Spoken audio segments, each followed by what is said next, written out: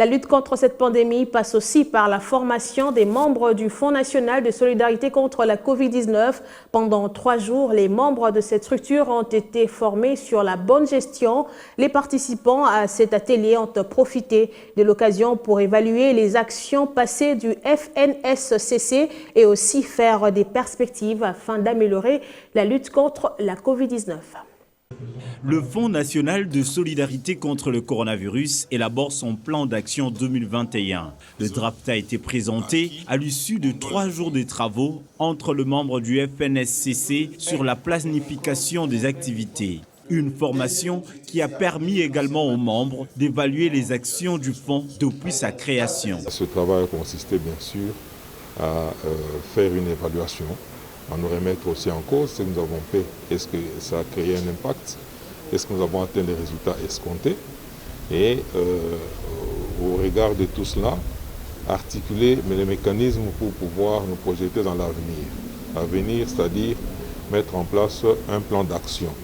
Ce plan d'action devra être chiffré et inclure également en amont la manière ou la capacité de mobilisation des fonds et en aval répertorier les structures et enregistrer les besoins.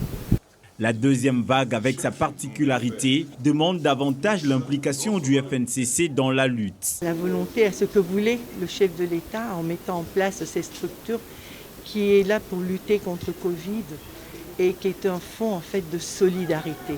Donc vous voyez que le travail est grand et qu'il méritait ce temps d'arrêt pour nous permettre de mettre en place un plan d'action qui nous permette d'avancer et d'être beaucoup plus près des populations et pour mieux combattre la Covid-19.